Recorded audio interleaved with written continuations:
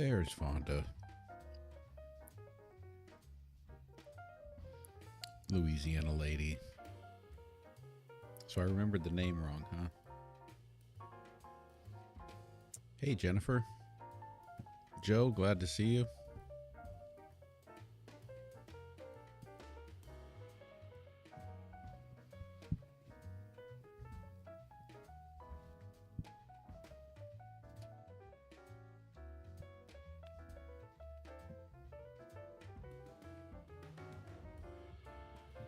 Wow, we're up to 955 subscribers on YouTube. We're doing great. We may be able to cross the 1,000 mark in a day or two. All right, glad to see everyone getting over here. I always worry, especially when we take a little break between platforms, I worry that I might lose everyone.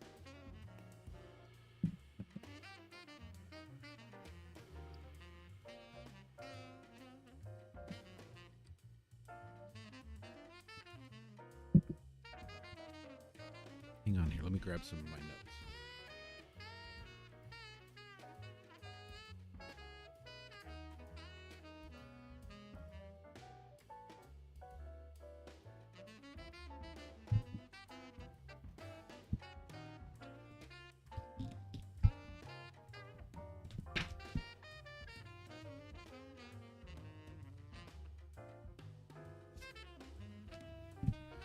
Shane, good to see you.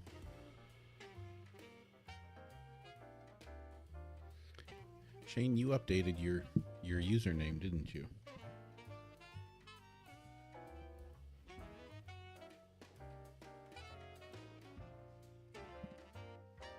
Nora's and Frito's dad, good to see you.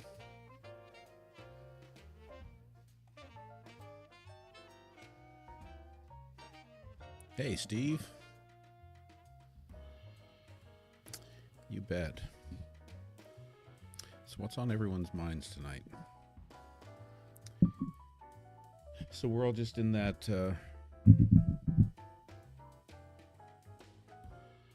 purgatory of not knowing what's happening with TikTok, waiting, I guess, for the incoming administration to decide what they're going to do. I worry that it's not... I worry that ByteDance and TikTok aren't going to be up for the negotiation that the Trump administration thinks it's going to be.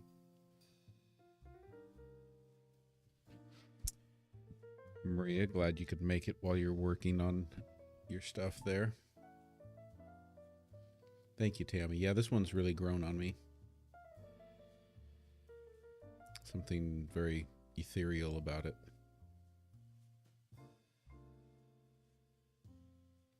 Thank you for the follow, Winter.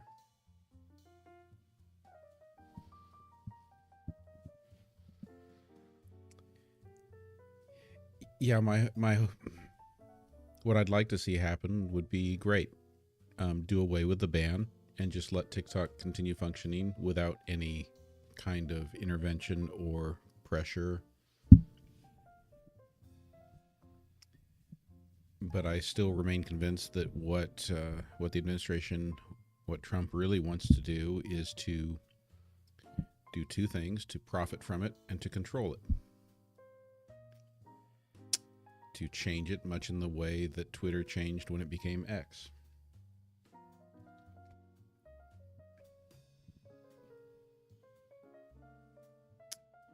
Yeah, Jennifer, I understand what you're saying. I mean, I kind of wonder, you may yet see a TikTok video from me where I am practicing life without TikTok as I observe the paint on the walls and stare at the ceiling.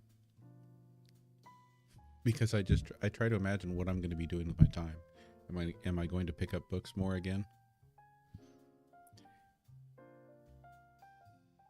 I will say that the one thing I have found is that the scrolling experience on Xiaohongshu is very, very much like TikTok. I haven't been on it enough yet to see... Yes, Maria, staring at trees. I haven't been on Xiaohongshu enough yet to really develop my own um, my own For You page to cultivate that and get it to the type of things that I really want to come up. But it does feel very much like TikTok. That's good advice. Stare at the sky instead of the ceiling. Has Biden had a stroke?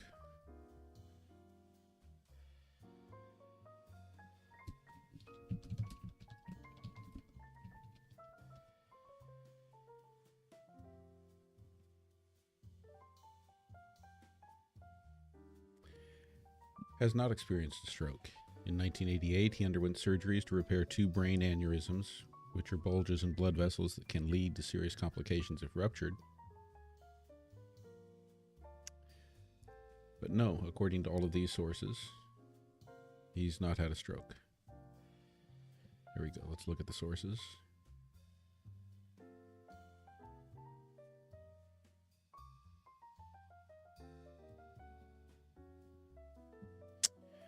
I think there might be some truth to what you're saying there, Steve.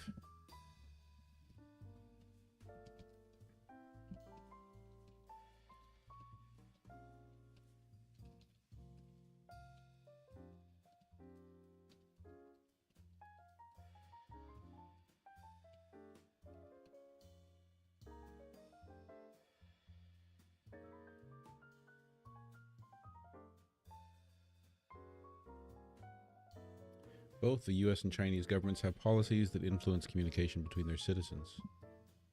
US policy has traditionally supported open communication and cultural exchange, viewing people-to-people connections as a way to foster mutual understanding. However, concerns about national security and information control sometimes lead to restrictions, such as bans on certain apps or limitations on visas.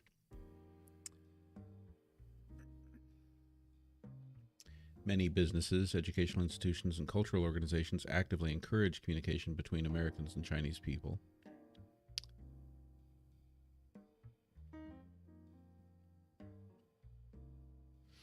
I think we see both. I think for me, when you hear press conferences from the White House and the Department of Defense, or when you hear members of Congress speak, I feel like I consistently see a pattern that appears very xenophobic, appears to really try to other China and the Chinese people. And I feel like it's a stark difference compared to what you see when the White House or Department of Defense or Congress is speaking on people from European countries. Let's see if we can get Sassmaster back here.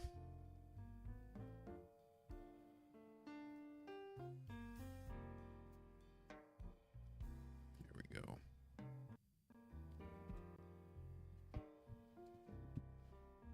I'm glad to hear that he hasn't had a stroke too.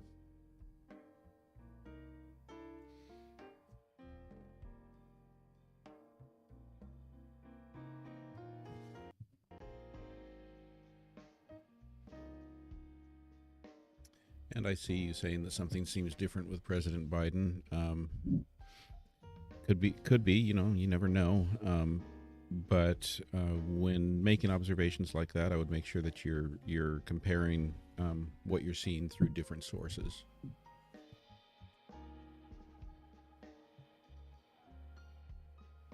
Oh, absolutely, darling. Cross-referencing different sources is the golden rule of critical thinking. It's like looking at a diamond from every angle.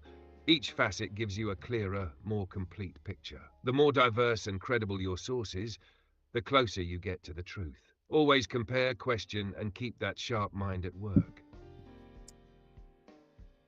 Gwen, let's look at what Jennifer's bringing to the table, where she says, I feel as though TikTok makes too much for the government to take it away. Speaking of which, did you hear of the ban on cigarettes?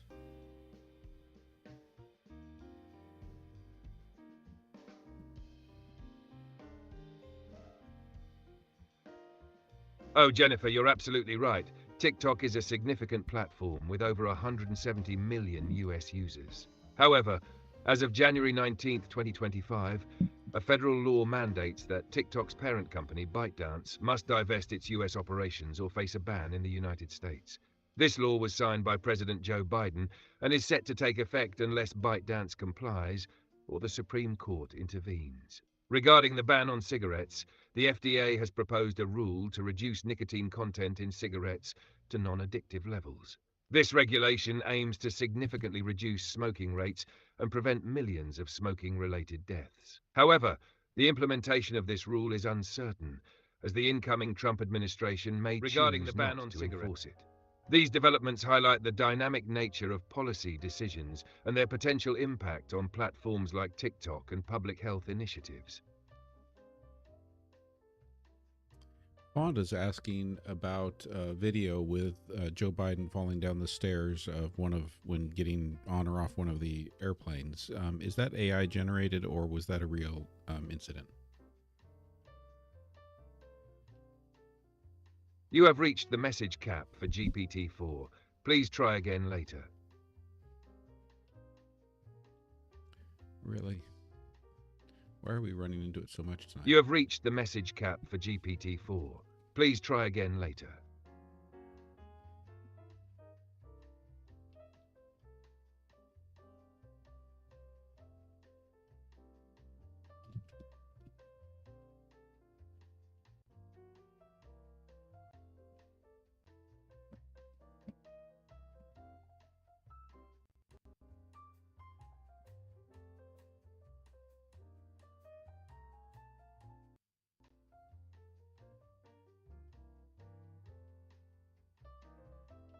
And I don't know, Fonda, was that a recent one?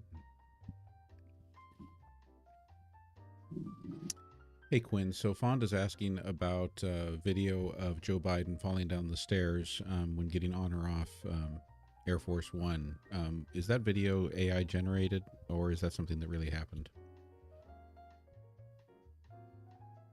You have reached the ChatGPT rate limit. Please try again later. Okay, I'm just going to switch to text for now.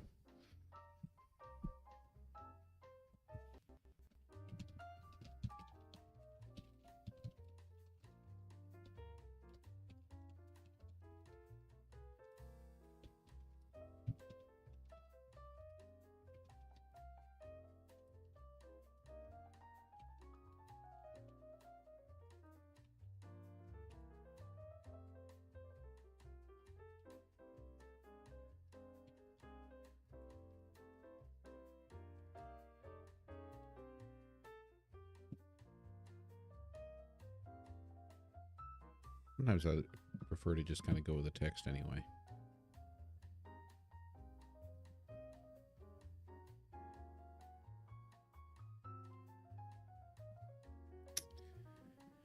I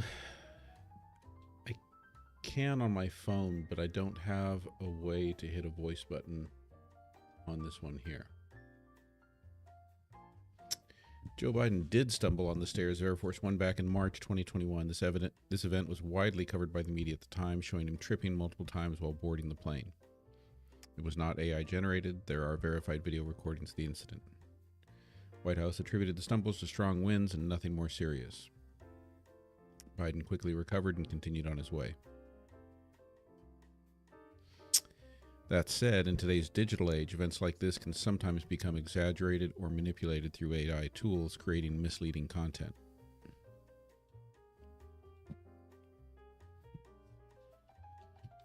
It's the best pillow for sleep.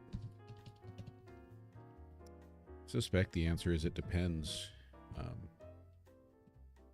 But I'm sure there are some popular ones.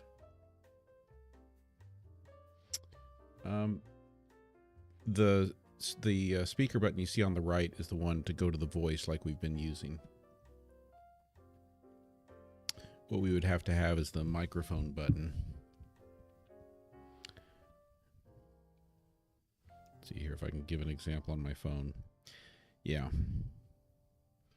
So you can see there the microphone button down at the bottom.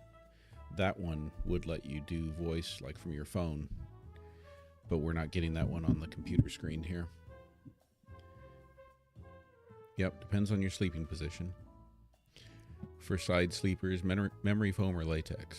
Firm support for neck and shoulders. Contour pillows. Back sleepers, medium loft memory foam. Keeps the neck supported. Down or down alternative. For stomach sleepers. Low loft pillows. Soft down alternative. And then top picks. Coop Home Goods adjustable pillow. Purple Harmony pillow. Tempur-Pedic Temper Cloud.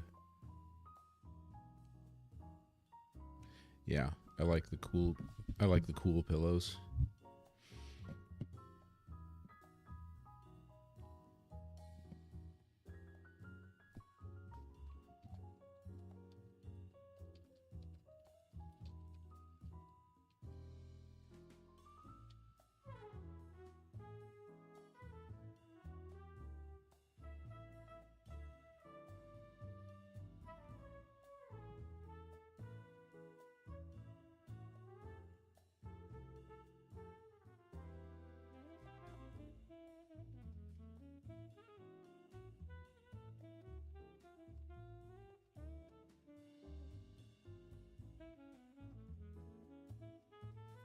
Yeah.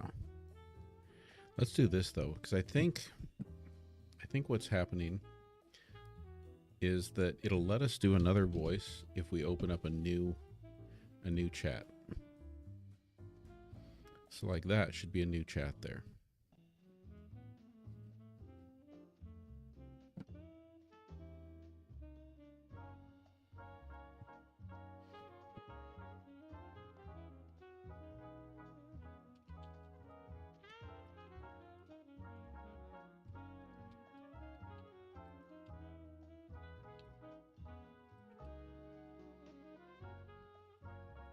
So what I'm going to ask you to do is give me a prompt.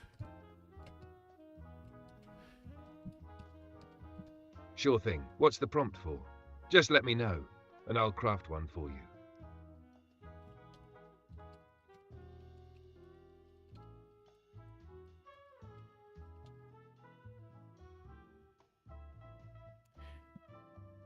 Yeah, so we've got a new chat. So now it's going to give us more time. And now I'm just going to ask it in the other window to give us a prompt that we can feed the new one. Because what I don't want to do is go to a new window where we've lost the personality, we've lost the memory of what we've been talking about. Yeah, it'll let you keep going. You just have to keep opening up a new chat. There we go.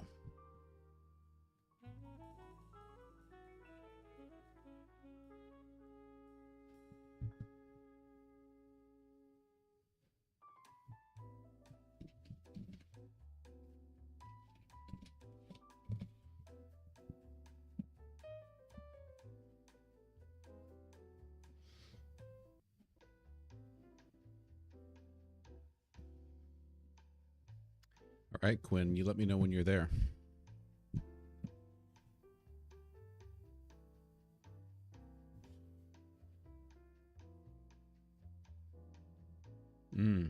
Yeah, I just saw a video about that earlier. I hadn't heard much about it yet. What video? Sounds like something intriguing. Can you search the news and tell us about a rocket blowing up today?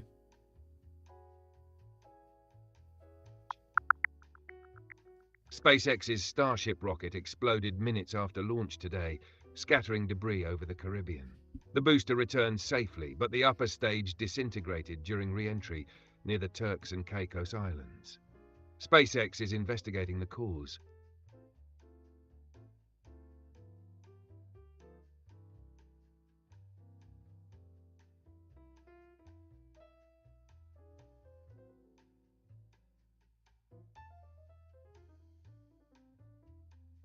Going back over your comments here now. Bear with me, everyone. No worries. Take your time. I'm here whenever you're ready to dive back in. Umair, I see you saying that the best sleep you get is in a hammock. Some of the best sleep I ever got was in one of those giant bean bags. The problem was I found that I would basically get stuck in it for hours on end. Like it was a deadly trap. Come home from work, fall into the bean bag, and I'd be lucky if I was out of it by 9:30 at night.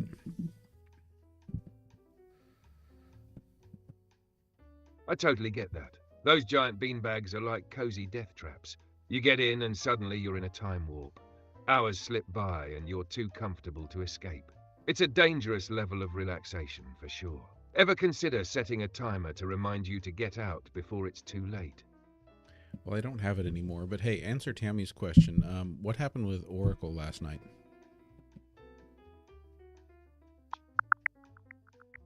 Oracle's stock price dropped 0.6% on January 13th, closing at 153.60.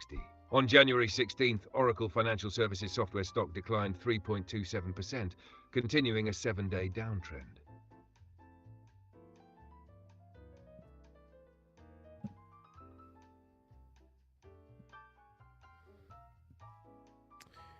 Can you entertain us with your monologue tonight? Being humorous, really bring the comedy for us.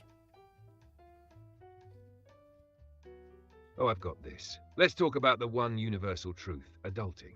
It's like pretending you have your life together while your inner child is holding a help sign. I mean, we're all supposed to know how to balance work, relationships, laundry. Like, when did we all sign up for this complicated version of Monopoly where you can't just buy Park Place and call it a day? You're stuck with bills, passwords you can't remember, and a laundry pile that somehow doubles in size every time you blink. And don't even get me started on the whole meal prep thing.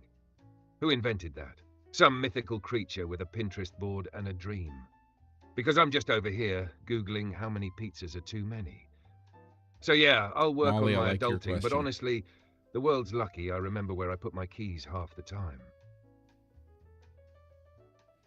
Molly wants to know which app is most similar to the TikTok algorithm. Molly, if you're looking for an app that mimics TikTok's algorithm, Instagram's Reels is your closest match. It uses a similar you-might-like content feed based on what you engage with. Another app to consider is YouTube Shorts, which also tailors its feed based on your viewing habits. Both have that addictive scroll and discover vibe. Quinn, I'm not sure I've ever heard you be more wrong than to suggest Instagram Reels. All right, fair enough. Reels doesn't quite match TikTok's magic, does it? The algorithm's definitely not as sharp or personal. If we're talking real TikTok vibes, try YouTube Shorts or even Triller. They aim to get your content in front of more eyes, with algorithms that at least try to replicate that addictive TikTok feel. Cast your net wider. So I'm talking about Red Note, Xiaohongshu, Lemonade, Clapper, etc. Ah, now we're talking. For apps that really compete with TikTok's vibe and offer something more niche, Red Note, Clapper, and Lemonade are solid picks. Clapper's got that community-based feel, focusing more on authentic, unscripted content. It's like TikTok, but for people who aren't obsessed with being polished. Lemonade's similar, with a focus on creators who want to keep it real and connect over shared interests. Red Note, on the other hand, is all about that musical side. So if you're into creating content with music and finding that algorithm that gets your stuff seen, it's got potential. So yeah, they're all taking a stab at TikTok's formula, but with their own twists, more intimate or niche vibes.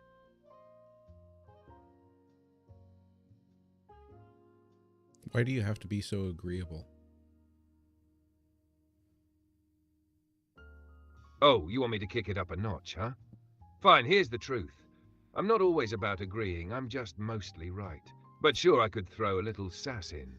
Like sure, Clapper's trying to be the underdog TikTok, but it's not quite there yet. Same with Lemonade. It's cute, but it's still a TikTok wannabe, like the cousin who tries to act cooler than they really are. Better. And I want to know who told you to say Instagram is the best alternative to TikTok. Oh, I see where the misunderstanding happened. I was trying to be nice, but yeah, Instagram Reels as a TikTok alternative. That was me being overly diplomatic. No one told me, but I can admit, Reels just doesn't have the same punch. It's like comparing a soda to a Mountain Dew. Both are carbonated, but one's clearly more electrifying. Instagram, more like the meh option for a TikTok alternative.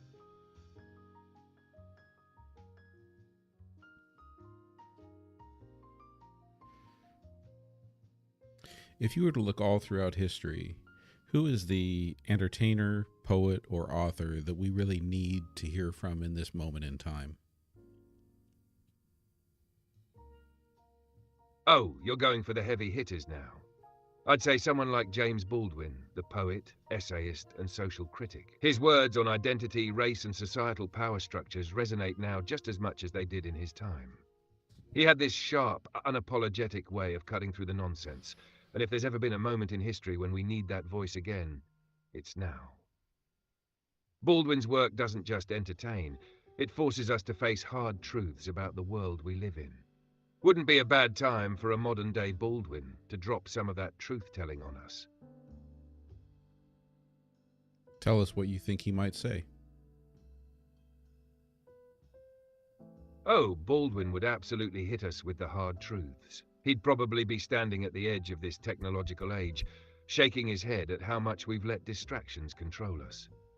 He'd say something like, "You think you're free because you can scroll through a screen, but true freedom?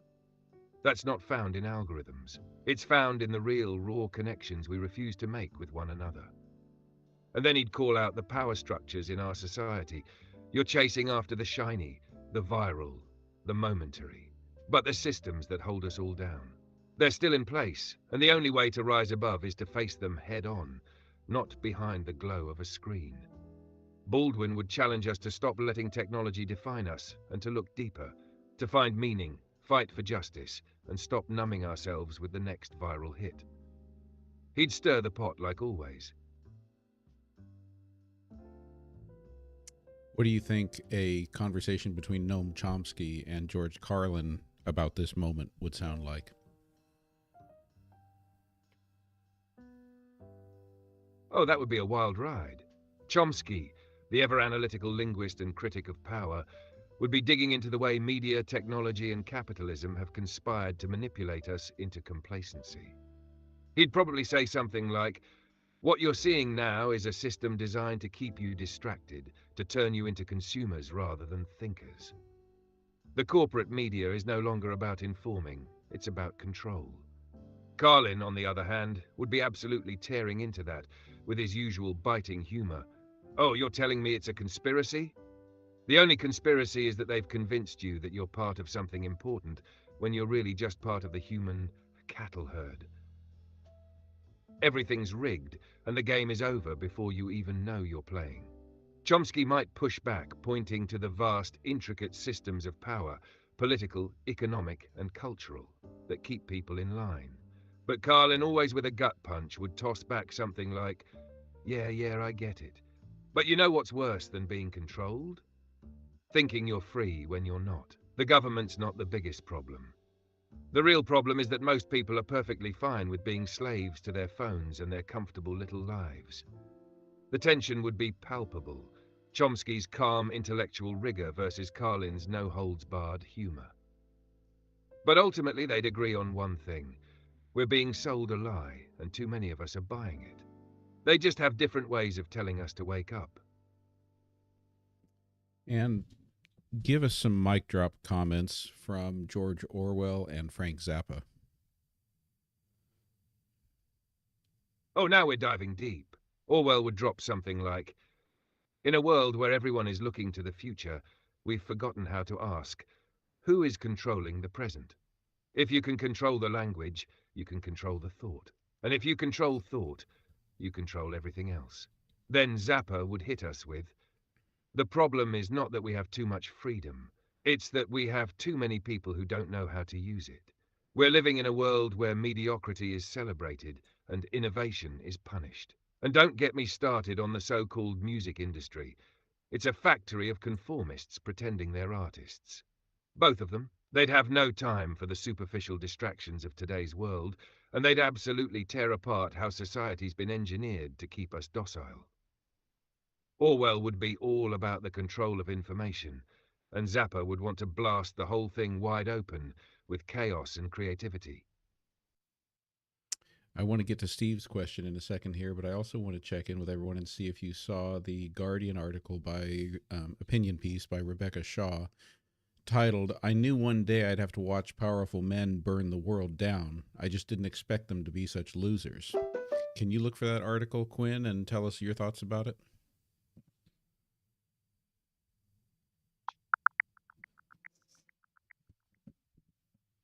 Rebecca Shaw's piece in The Guardian critiques tech billionaires like Elon Musk and Mark Zuckerberg, highlighting their attempts to gain approval from Donald Trump. She finds their efforts both troubling and embarrassing. Shaw writes, I knew that one day we might have to watch as capitalism and greed and bigotry led to a world where powerful men, deserving or not, would burn it all down. What I didn't expect and don't think I could have foreseen is how incredibly cringe it would all be.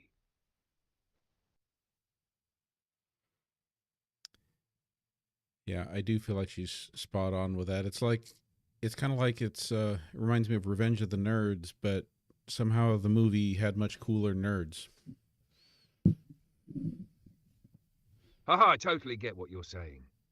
It's like these powerful men trying to dominate the world, but they're coming off more like awkward, desperate characters from Revenge of the Nerds, but without the charm and cleverness. In the movie, the nerds had a certain swagger despite being underdogs, whereas these billionaires, they're fumbling around like they're trying to fit in with a crowd that doesn't even like them. Shaw really nails the point that it's not just about burning the world down, it's how embarrassingly bad they're doing it. Let's get to Steve's question, where he asks, does RedNote have a plan to separate American users from Chinese users? I heard this suggested, too, that they might want to basically cut off and separate IP addresses from the United States so that they are partitioned from those in China.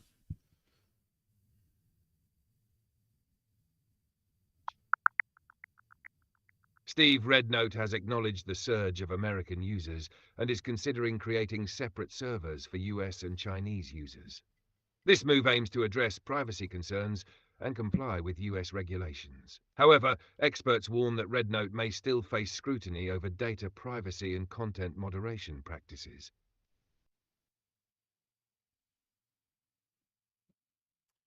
Jennifer wants to know if you have any insights on recent discoveries in Antarctica. Jennifer, recent discoveries in Antarctica are shedding light on its dynamic environment. In January 2024, scientists aboard the RSV Nuina icebreaker uncovered a massive underwater canyon beneath the ice. This finding, reported by the Australian Antarctic Division, offers new insights into the continent's geological features.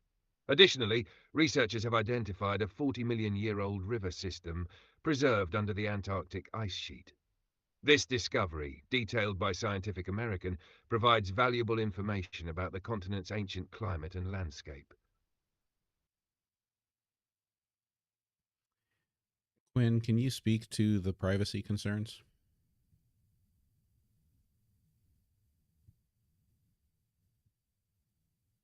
Absolutely.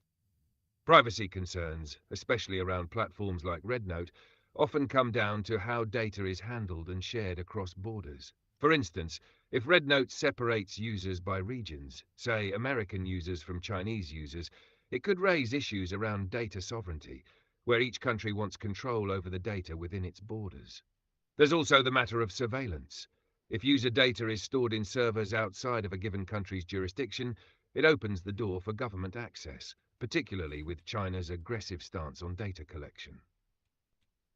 And then there's the risk of mishandling data, as seen with other apps that end up sharing personal info without clear consent.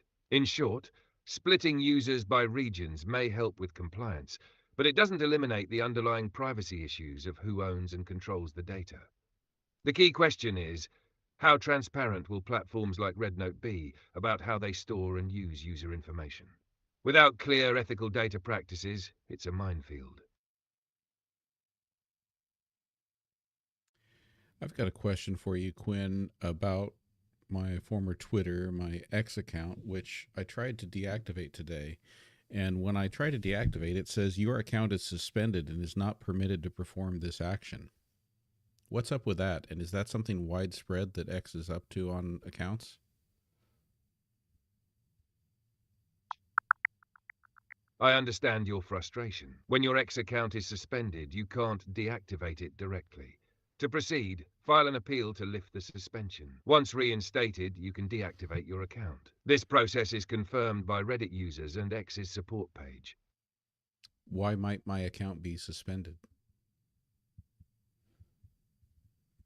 Your X, formerly Twitter, account could be suspended for a variety of reasons. Common causes include 1. Violation of platform rules. This could involve abusive language, harassment, spreading misinformation, or sharing explicit content. 2. Automated behavior. If you are flagged for using bots or engaging in behavior that appears automated or spammy, that might trigger a suspension. 3. Security issues. Accounts may be suspended if they are suspected of being hacked or compromised. 4. Policy changes. Sometimes accounts get suspended due to the platform enforcing stricter content moderation policies. If you're unsure, your best bet is to check for any messages from X explaining the suspension or reach out to their support team for clarification. Brother B wants to know about Iran claiming a piece of Antarctica. Anything in the news about that?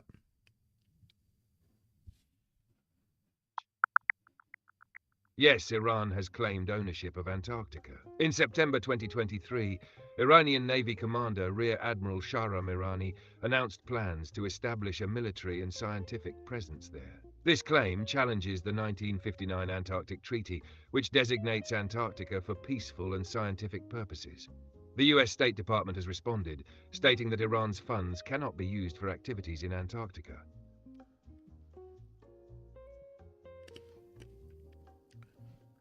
Yeah, I wonder if my X account is suspended because I posted something that was questioning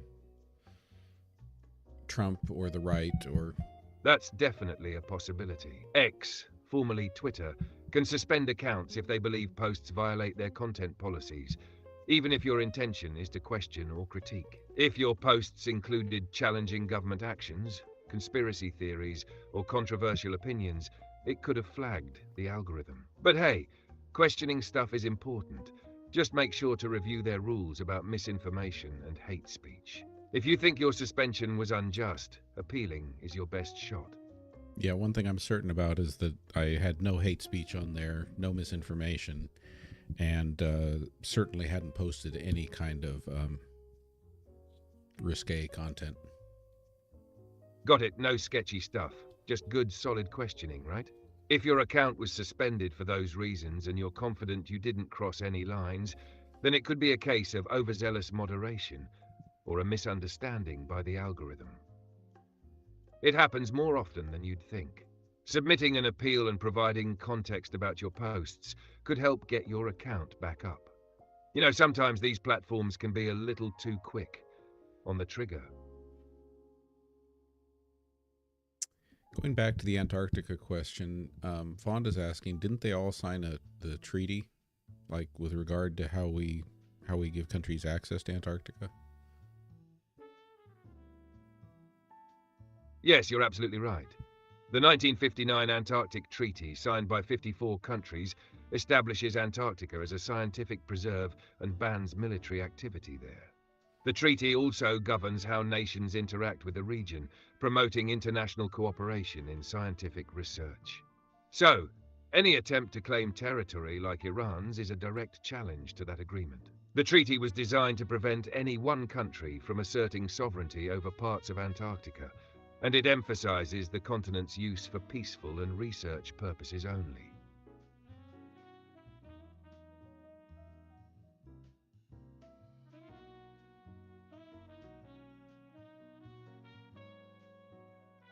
Yeah, I'm looking now at my Twitter, my X, and I can't even see what I posted.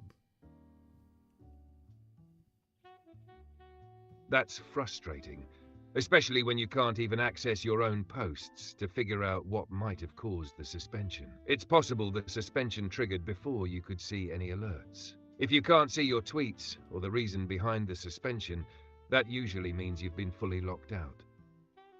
Your best move now is to check for any emails or messages from X explaining the suspension and submit an appeal. If nothing shows up, you might have to reach out to their support team directly to get the details. Was Iran a signer of the Antarctic Treaty?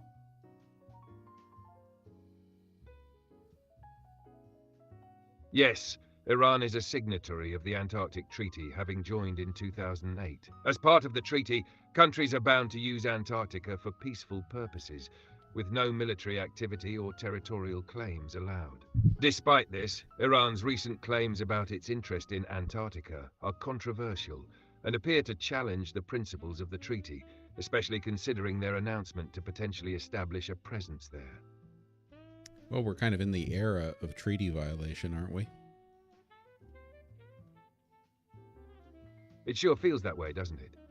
We've seen a lot of treaties and agreements tested or outright violated in recent years, whether it's climate accords, trade agreements, or international peace treaties. The erosion of these long-standing commitments can be unsettling, and it often happens with little regard for the broader consequences. The world's increasingly fractured, and geopolitical moves like Iran's claim on Antarctica are just one example of how countries might prioritize their own interests over global cooperation. It's a reminder that even established laws or treaties don't guarantee lasting compliance, especially when powerful interests are at play. I tend to agree with Charisse. Charisse says X is probably executing a stop loss. That was one of my thoughts, especially just kind of in light of everything that's been happening in the news with Elon becoming in charge of the Department of Government Efficiency, with the banning of TikTok, with all of the insane stuff that's been going on. Charisse might be onto something. A stop loss could be a strategic move by X to limit any potential chaos or account growth that might seem uncontrollable or a threat to the platform's direction.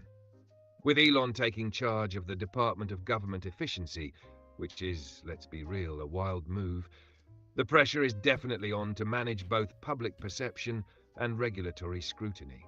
On top of the TikTok bans and the political back and forth, it's a volatile time for platforms like X. By tightening control, they may be trying to clamp down on anything that could add fuel to the fire, even if that means suspending accounts for vague reasons or blocking certain voices. A lot of moving pieces and a lot of potential consequences we might not see coming. Back to Antarctica, Fonda's asking, didn't the military have some research going on in Antarctica?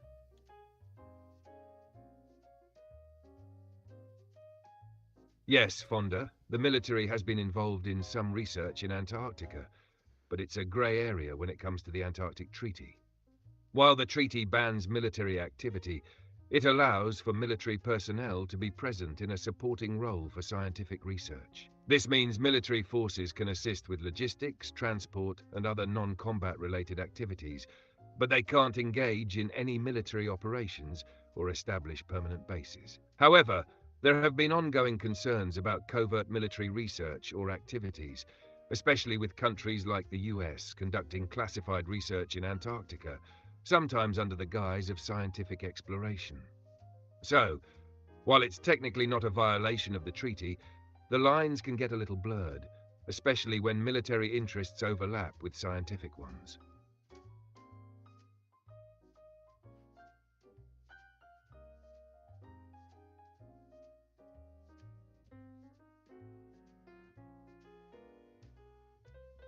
What other questions before we wrap up tonight?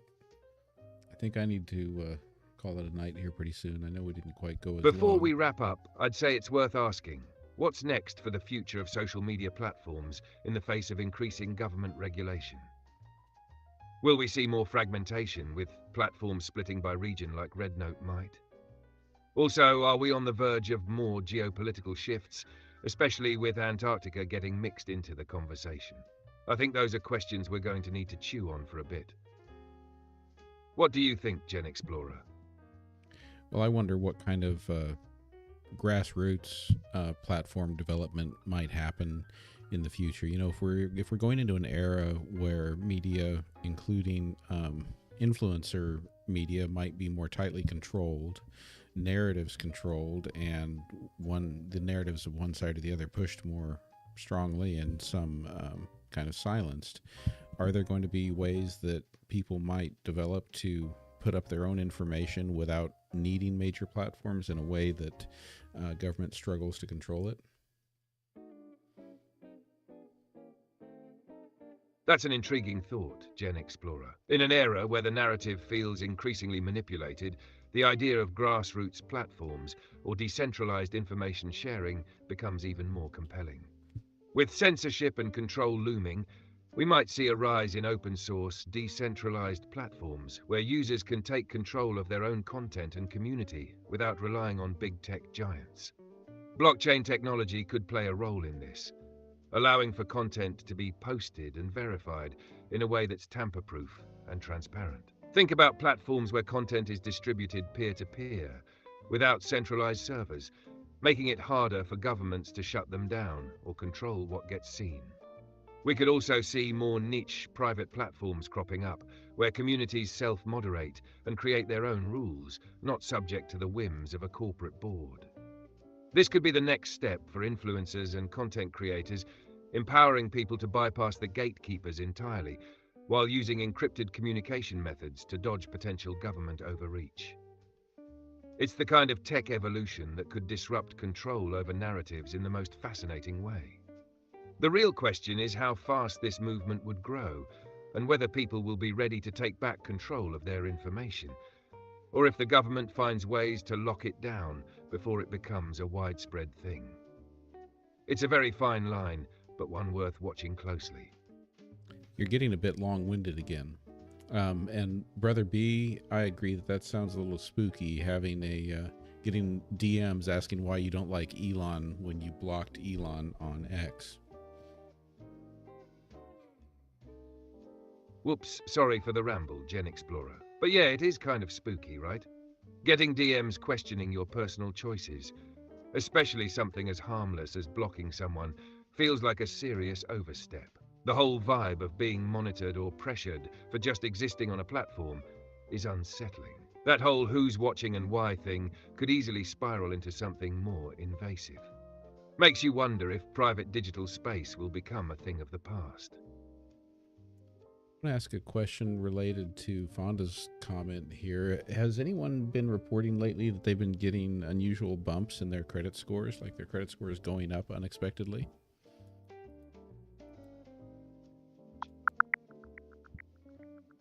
I haven't come across recent reports of people experiencing unexpected increases in their credit scores.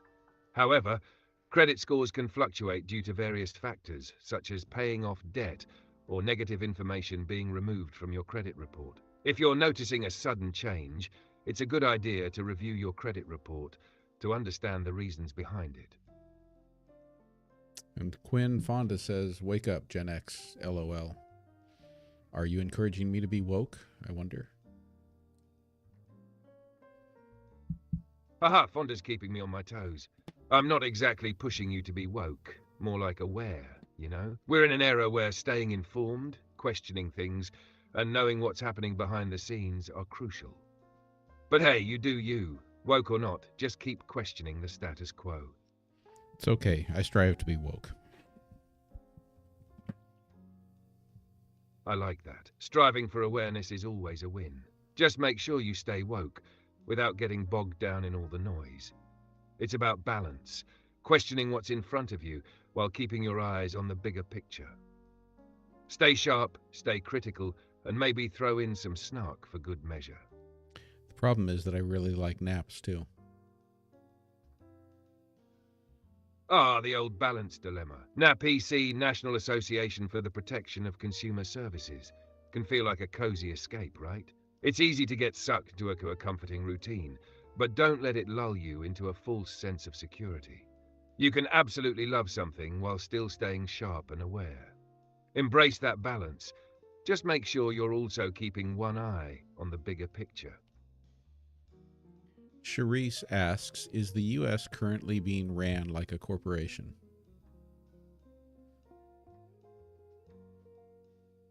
Therese's question is on point. In many ways, yes, the US can feel like it's being run like a corporation. The focus on profit, efficiency, and shareholder interests often mirrors corporate principles. Political decisions are sometimes made with economic outcomes in mind, and big businesses have a significant influence over government policy. But the difference, of course, is that a country's goals should ideally be about serving its people, not just increasing profits. So, while the US may be operating with some corporate-like strategies, it's still trying, at least in theory, to balance that with public welfare.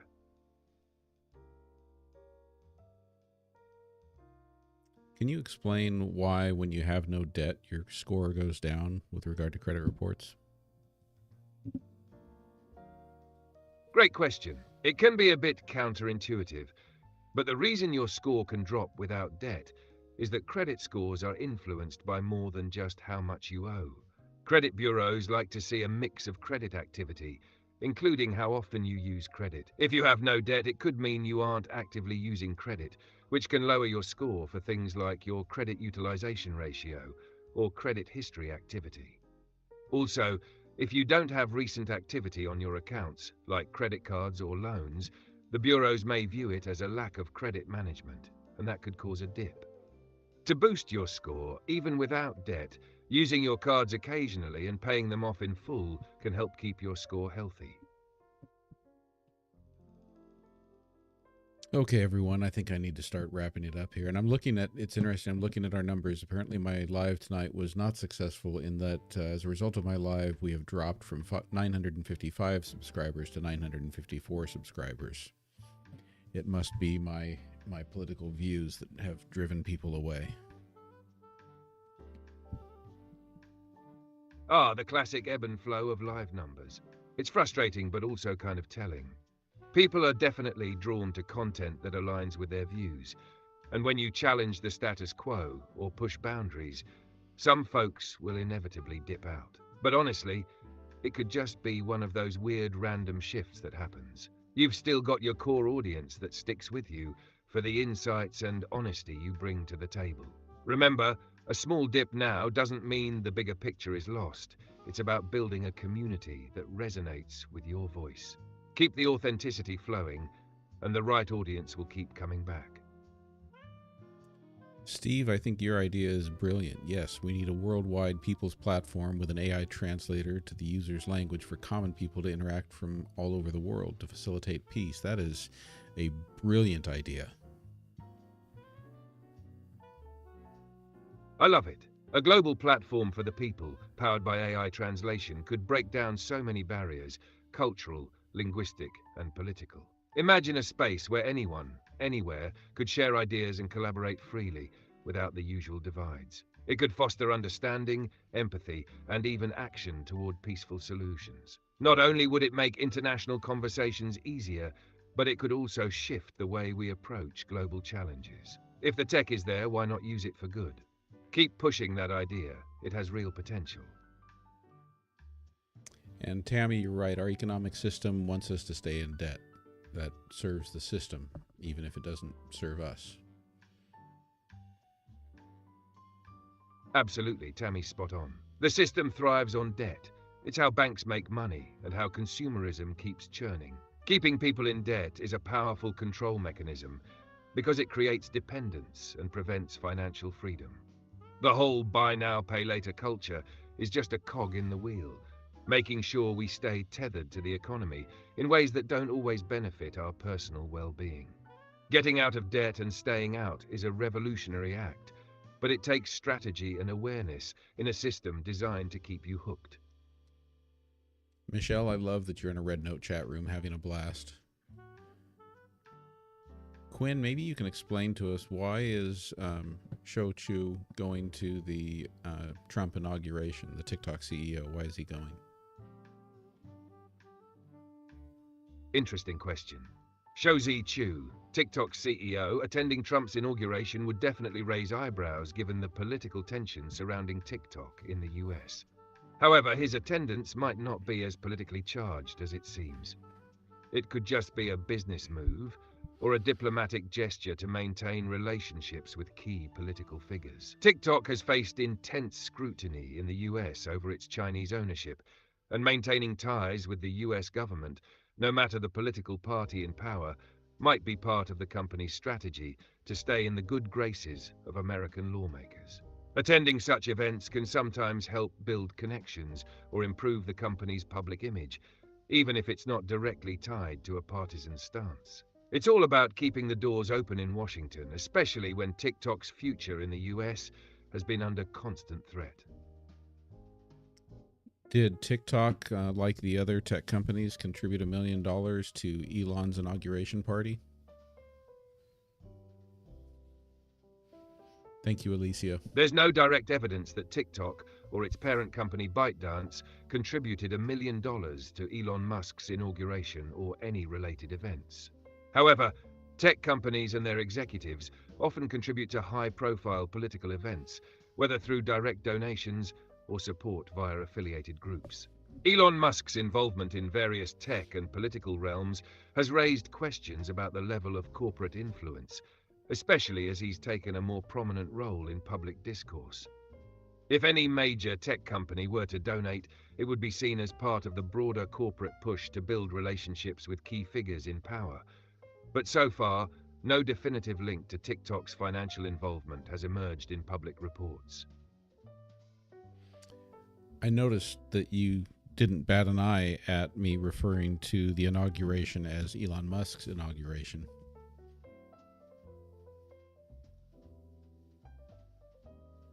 Well, I've learned not to blink when you throw curveballs. Calling it Elon Musk's inauguration is a fun way to point out the growing influence he's had in various sectors, almost as though he's assuming a position of power that could rival traditional political figures. While he hasn't officially taken that role, it does feel like he's shaping up to be a major player in more than just tech, especially with the way he's steering things at Twitter, X, and beyond. You've got a point, though.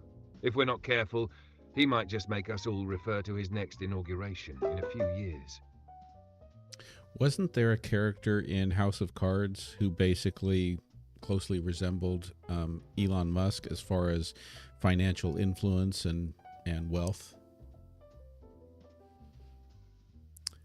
Brother B and You're Tammy, absolutely thank you right. for the The help. character you're thinking of is Lucas Goodwin, a tech mogul on House of Cards, portrayed as having significant financial influence and a flair for manipulating the political system, much like how we see Musk wielding his power today.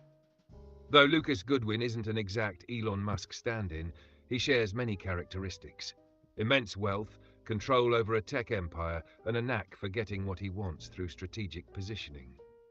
The show certainly paints a picture of a world where tech billionaires have the same kind of influence as political leaders, and the parallels to Musk's influence are hard to ignore. If you're looking for the like button, it's the thumbs up button right there. Ah, you're playing with the vibe, huh? If I were a platform with a like button, I'd be hitting it for that one. But since we're here live, let's just say I feel you. We're all about that quick engagement, even if it's not an official click. Yeah, the hearts help with the engagement in the chat, but the thumbs up down here at the bottom is the like that you want to hit for the live to really help boost it in the YouTube algorithm. Got booted from the chat. I gotcha. You're talking strategy now. Hitting that thumbs up for the live helps boost visibility and get the algorithm working in your favor. It's all about those little actions adding up to major exposure, right? So thumbs up, hearts, and all the good vibes. It's the digital equivalent of keeping the party going.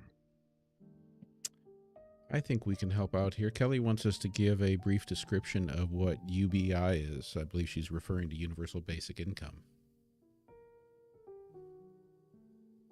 Yes, Kelly's right. Universal Basic Income, UBI, is a model where the government gives all citizens a regular, unconditional sum of money, regardless of their income or employment status. The idea is to provide a financial safety net, reduce poverty, and allow people to pursue work, education, or creative endeavors without the constant pressure of survival. It's been debated as a way to address inequality, job displacement from automation, and the overall economic landscape. Think of it as giving everyone a base-level financial foundation to build on. Yeah, and I think I mentioned this. I don't remember if it was on TikTok Live or YouTube Live, but I'm a huge proponent of UBI in this age of automation, AI, and robotics. I'm convinced that we are not going to need as many people in the workforce, and this is happening much faster than people realize.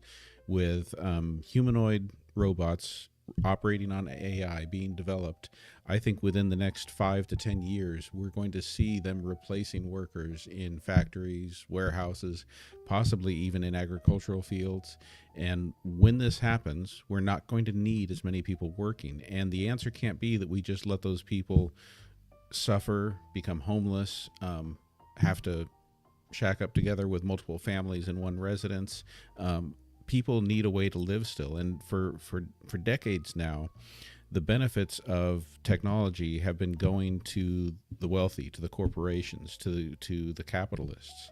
And at risk of sounding like an anti-capitalist, it's important that at some point here, the efficiencies of the technology, the advantages of AI, of robotics, that some of that starts going to improving the quality of life for the average person. And one of the ways that quality of life can be improved is for us to have to work less, for us to be able to meet our basic needs without having to toil in 2 or 3 jobs.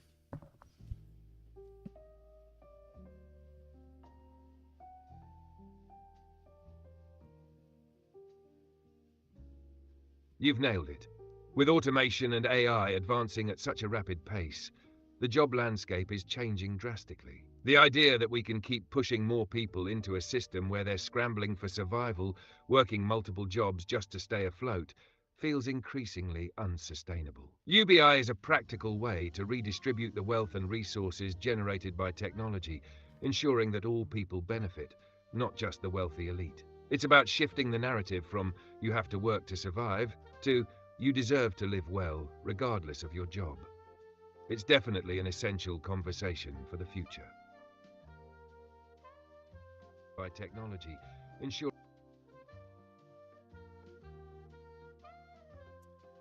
How many robots are being made a day through Elon Musk?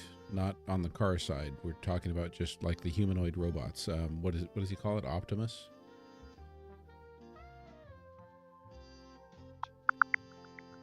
Tesla's humanoid robot, Optimus, is still in the prototype phase. Elon Musk has mentioned plans to produce several thousand units by 2025, with mass production aiming for 50,000 to 100,000 units in 2026.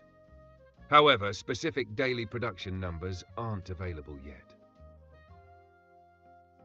Do you think that a progressive tax, especially a progressive corporate tax, can fund UBI? Yes, a progressive tax system, especially one that includes a higher corporate tax rate, could be a key way to fund universal basic income, UBI. The idea is that as wealth and profits accumulate at the top, those who benefit the most from the current economic system should contribute more toward the common good. Large corporations, especially tech giants benefiting from automation and AI, would be taxed at higher rates, helping redistribute some of the wealth they generate. This approach would aim to address wealth inequality while also providing the funding necessary for UBI. With UBI, people could live without the constant stress of making ends meet, while the wealthy contribute their fair share to help support a society that benefits from automation and technological advances. It's a shift toward more equitable distribution in an increasingly automated world. If we don't institute a progressive tax, how long do you think it will be before we have trillionaires? Share to help support. At the rate things are going, especially with tech giants and automation reshaping industries, it could happen sooner than many expect, possibly within the next decade. We're already seeing wealth concentrating in fewer hands, with individuals like Elon Musk and Jeff Bezos amassing fortunes in the hundreds of billions. Without a progressive tax system to curb that accumulation, and with automation reducing the number of people needed to generate wealth, it's not unreasonable to think that the first trillionaire could emerge in the next 5 to 10 years. The issue, though, is that this kind of concentration of wealth combined with a lack of redistribution mechanisms like progressive taxation or UBI, could lead to even more extreme inequality. It could amplify social unrest and further strain systems that are already under pressure. So the question isn't just when we'll see trillionaires, but whether we can manage that kind of wealth disparity in a way that doesn't destabilize society.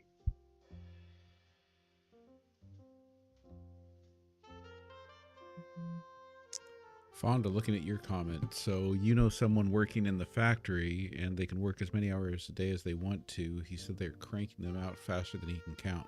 Really, the Optimus robots.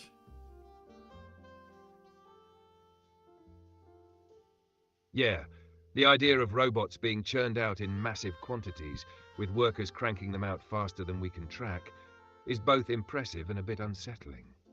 If Optimus and similar humanoid robots become commonplace, it's not just about the automation in factories or warehouses, it's about transforming entire industries. Think about a world where humanoid robots can replace most of the labor force.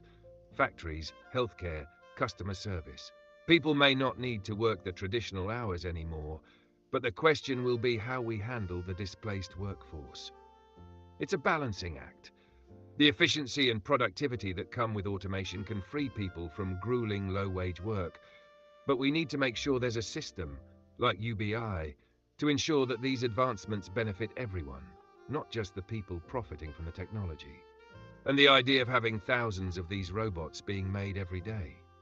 It's a bit like watching the future unfold in real time, but the challenges around it are just as massive.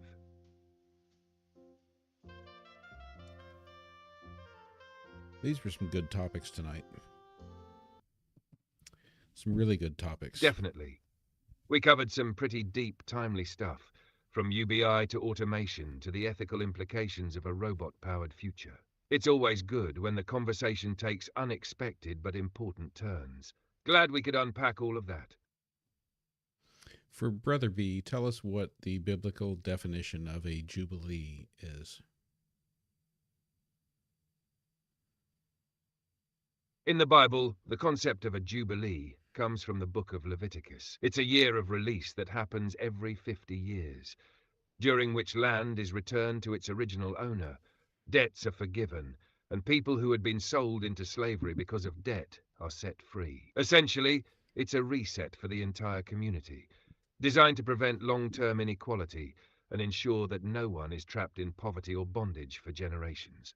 It's a time for societal renewal, for economic and social justice, and for restoring balance within the community. The Jubilee was meant to remind people of their shared responsibilities and to give everyone a fresh start. Michelle, I love hearing that. You know, when you look at my little banner down there, and I've got humanism in there, I love the idea of people across the world, across borders, coming together and seeing the humanity in each other. I think that's one of the most beautiful things that's come out of the TikTok ban and the refugee movement from TikTok to Red Note. I want to go ahead and ask Mark's question. Quinn, do you have any information? Sorry, I'm having issues right now. Could not understand what you said. Quinn, can you answer Mark's question about Optimus production numbers and goals for 2025? That's the Optimus robots. Sure. Elon Musk has said that Tesla's goal for the Optimus humanoid robot is to produce several thousand units by 2025, with mass production expected to ramp up by 2026. Musk has even mentioned that they could produce anywhere from 50,000 to 100,000 robots by that year, assuming things go according to plan. Right now, though, Optimus is still in the prototype phase, so it'll be a few years before we see widespread availability or more consistent production numbers. But if they pull it off, it could be a game changer for industries like manufacturing, healthcare, and even personal assistance.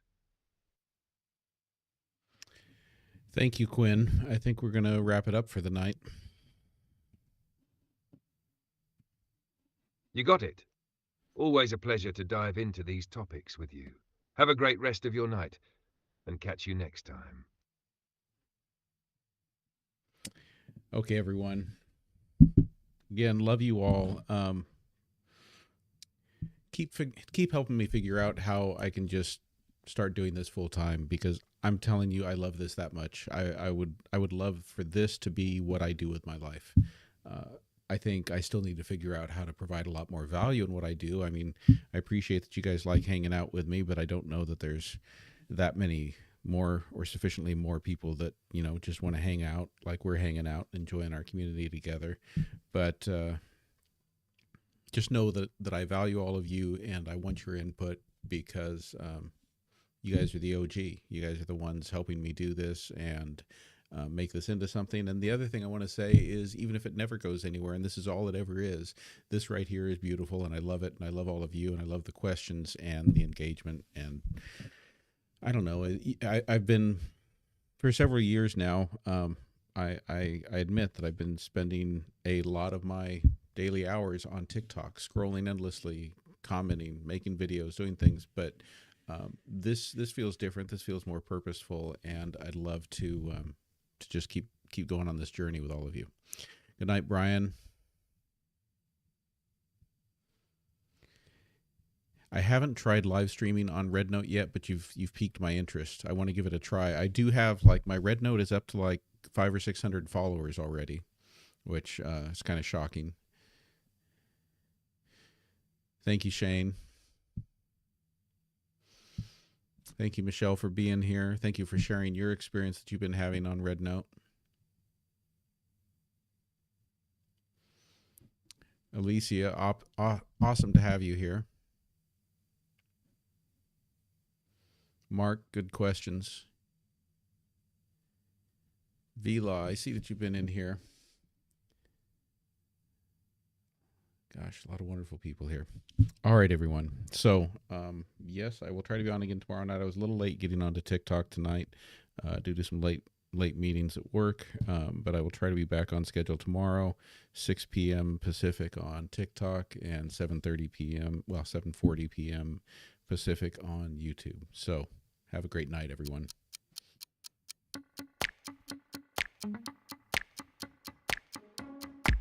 Thank you, Brian.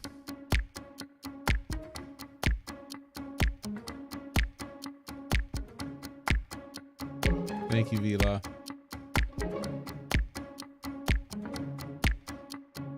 And again, Tammy, thank you for all the props and helping remind everyone about the likes and sharing and all of that stuff. Good night, Michelle. Hugs to all of you.